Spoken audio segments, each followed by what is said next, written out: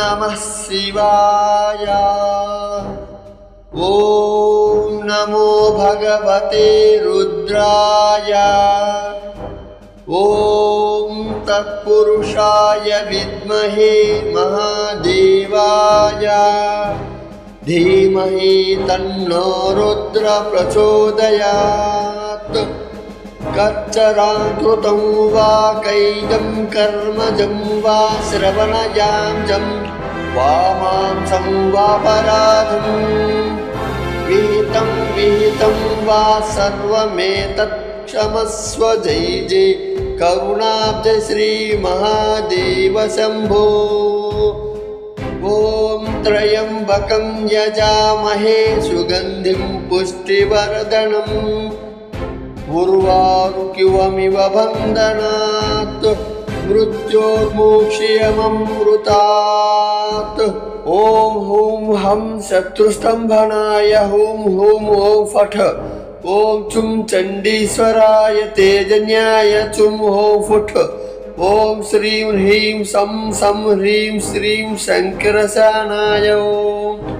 ॐ श्रीं वं सौः बलवर्धनाय बालेश्वराय रुद्राय फुट्।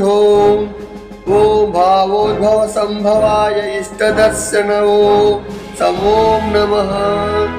ॐ गं ह्लूयं स्रौं ग्लौं गं ॐ नमः।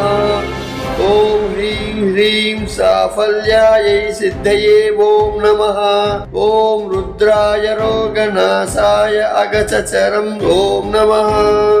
ॐ ब्रह्माण्डव्याप्तदेहभसितहिमरुचो भासमाना भुजङ्गैः कण्ठे काला कपर्धा कलितशशिकला चण्डकोदण्डहस्ताः त्रक्षा रुद्राक्षभूषा प्रणतभयाहराः श्यामला भूतिभेदाः रुद्राः श्रीरुद्रसूक्तप्रकटितविभवानः प्रयच्छन्तु सौख्यम्।